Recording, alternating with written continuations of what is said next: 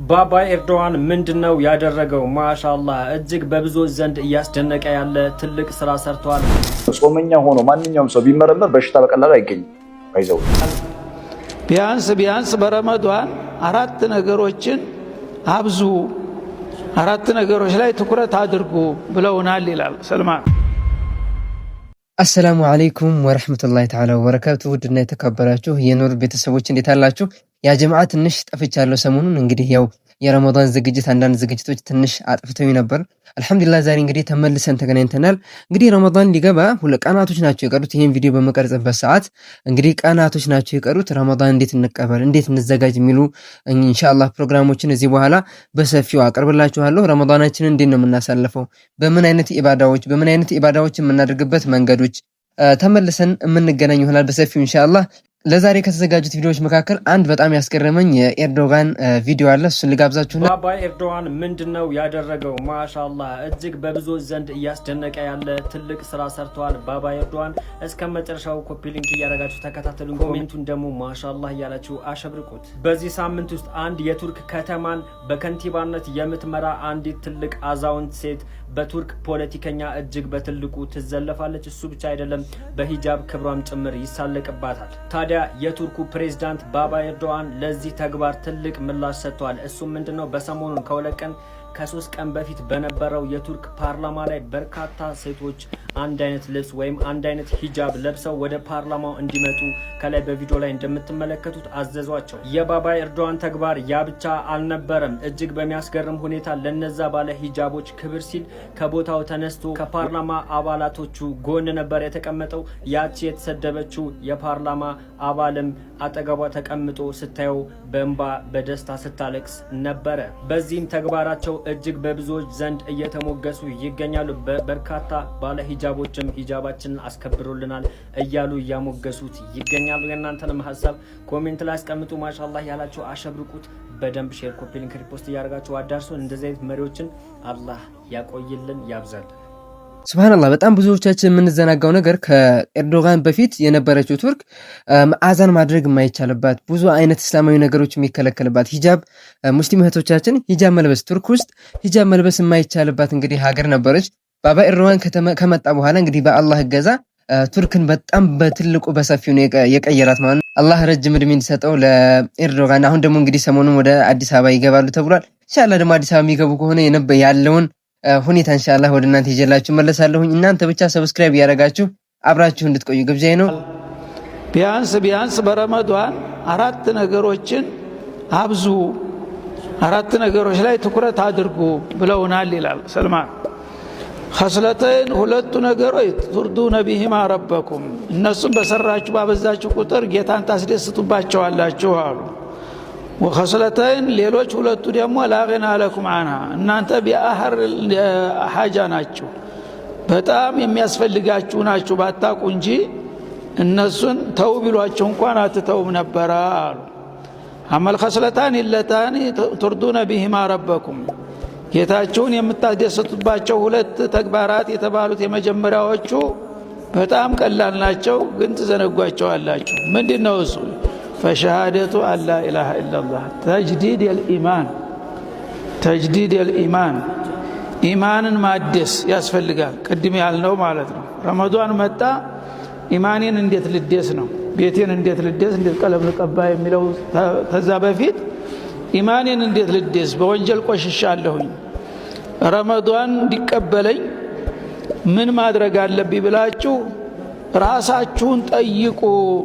ከሁሉም በፊት አቂዳዬ ትክክል ነው ወይ?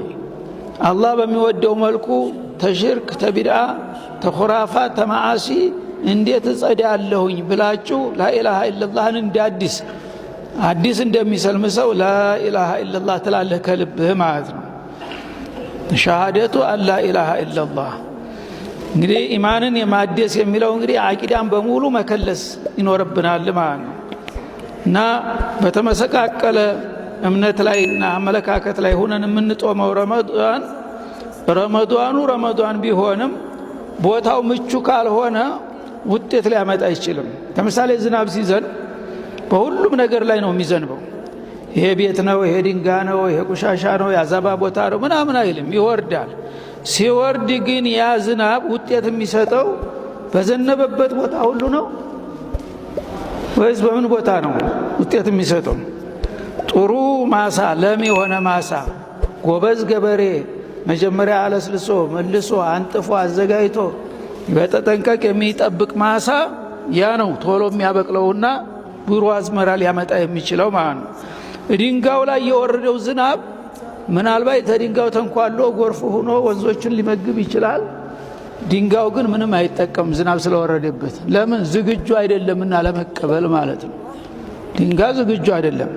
ቆሻሻ ቦታ የወረደው ዝናብ የብሱን አካባቢውን ያገማብናል ማለት ነው። የበለጠ እዛ ቆሻሻ ቦታ ላይ ዝናብ ሲወርድበት ጭምልቅልቁ ነው የሚወጣው ማለት ነው። በመጥቀም ፈንታ ይጎዳል፣ የበሽታ መነሻ ይሆናል። እና ረመዳኑ እንግዲህ እንደዛ ነው ማለት ነው። መጀመሪያ የተበላሸ አቂዳ ካለን ሽርክ ካለብን ለምሳሌ በቢድዓ ተጨማልቀን ከሆነ በሙኻለፋት ከሆነ ያ ነገር ቢወርድም ምንም የሚጠበቀው ውጤት ሊመጣ አይችልም። አህል አይደለንምና ዝናቡ ወርዶ ነበረ። እኛ ግን በዝናቡ ለመጠቀም ዝግጁ እስካልሆን ድረስ ኢማን እስካልታደሰ ድረስ ውጤት አይሰጥም ይሉናል። ረመዳን በጣም ያ ጀማዓ በጣም ትልቅ ወር ነው። ብዙ ትሩፋቶች ከአላህ ዘንድ የሚመጡበት ነው። ኢንሻአላህ በቻልነው አቅም ዱንያዊ የሆነን ስራ ትንሽ ቀነስ በማድረግ ለአኺራ በጣም የምንለፋበት እንዲሆን እንደገና ደግሞ አዘ ሳይንስ ደግሞ ስናየው ደግሞ በሳይንስ ደግሞ በጣም ብዙ ትሩፋቶች ያለው መሆኑን ሳይንቲስቶች እንግዲህ አረጋግጠዋል። ከሳይንስ ውስጥ ደግሞ እንግዲህ ምን አይነት ጥቅሞችን ይዟል የሚለውን አብረን እንመልከት። ጾመኛ ሆኖ ማንኛውም ሰው ቢመረመር በሽታ በቀላሉ አይገኝም። ባይዘው ያ በቀላሉ በሽታ አይገኝም ጾመኛ ሆኖ። የሰው ልጅ ምግብ ላይ ራሱ መገደብ አይችልም። ዝም ብሎ ነው ሁሉንም የሚበላው። ሁሉንም ሰው ስለሚበላ ሁሉንም ስለ ያው ሐላል ማለት ነው። ኦኬ ዝም ብሎ ስለሚበላ የሆነ ጊዜ የሆነ ቀናቶች አካሉ ማረፍ አለበት። ሜታቦሊዝሙ መስተካከል አለበት። ሜታቦሊዝሙ እንዲስተካከል ደግሞ ጾም ግዴታ ያስፈልገዋል። ለዛ ነው ጾመኛ ሆኖ ማንኛውም ሰው ቢመረመር በሽታ በቀላሉ አይገኝም። ባይዘው ያ በቀላሉ በሽታ አይገኝም ጾመኛ ሆኖ። ስትጾም ጾም ውስጣዊ የሆነውን አካልህን ዳይጀስት ሲስተምን ያስተካክላል። ዳይጀስት ሲስተም ደግሞ it has direct connection with the mind with the brain አላልኩም with a mind ብሬን እና ማይንድ ስለሚለያዩ ልክ ነፍስና ሩህ እንደሚለያዩት። ኦኬ ዳይጀስቲንግ ሲስተም ከአእምሮ ጋር ግንኙነት አለ። ሰው የሚበላውን ነው የሚመስለው ሲባል ሰምታችኋል? ሰው የሚበላውን አይደለም የሚመስለው ማለት የሚበላው ነገር እሱ አካል ላይ የሚያመጣው እንትን ለውጥ ሊኖር ይችላል። የሚበላው ነገር ዳይሬክት ግንኙነት ያለው በነገራችን ላይ ከነፍስ ጋርና ከማይንድ ጋር። ለዛ ነው ቁርአን ውስጥ የሚበላ ሐላልና ሐራም ያለው። ቁርአን ውስጥ ሱረቱል ማኢዳ አለ አይደል?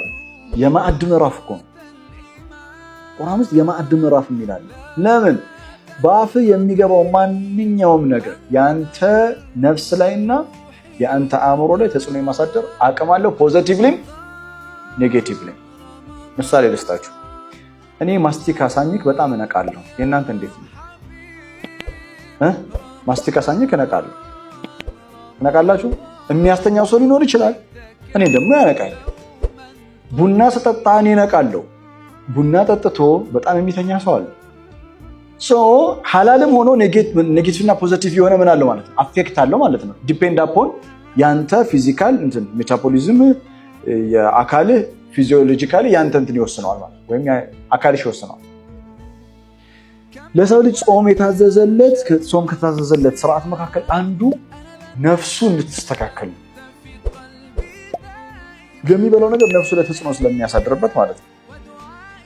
ስለዚህ ጾም ሜታቦሊዝምን ያስተካክላል። ጾም አስተሳሰብን ሼፕ ያደርጋል። ጾም ነፍስን ምን ይላል? ይቀጣል፣ ያስተካክላል። የዚህ ጊዜ የሰው ልጅ ሲጾም ስለሌላው ማሰብ ይጀምራል። ሲጾም ስጋውን ይገዛል፣ ነፍሱን ይገዛል። ኮንትሮሊንግ ምን እንደሆነ ይማራል። ኮንትሮሊንግ ከተማረ ስጋን መግዛት ከቻለ የትኛው አያ ውስጥ ይገባል? ቀድ አፍለሐ መን ዘካ ውስጥ ይገባል። ግን ጾም ከሌለው ዝም ብሎ የሚኖር ከሆነ ምንድን ነው የሚሆነው? ወቀድ ኻበ ደሳሃ የሚለው ቃል ወሳኝ የሆነው ለዚህ ነው። ከጾም ጋር ደግሞ ስናስተሳስረው ያ አዩሃ ለዚነ አመኑ ኩቲበ ዐለይኩም ሲያሙ ከማ ኩቲበ ዐለ ለዚነ ሚን ቀብሊኩም ጋያው ምንድነው? ለዐለኩም ተተቁን ፈአልሃመሃ ፉጁረሃ ወተቅዋ። የማትጾም ከሆነ ዝም ብለህ የምትበላ ምናምን ከሆነ አካልህ ላይ ራሱ ችግር ይፈጠራል እያለ ነው። ራይት? ለምን? የሰው ልጅ ከተወሰነለት ምን ስለሚያልፍ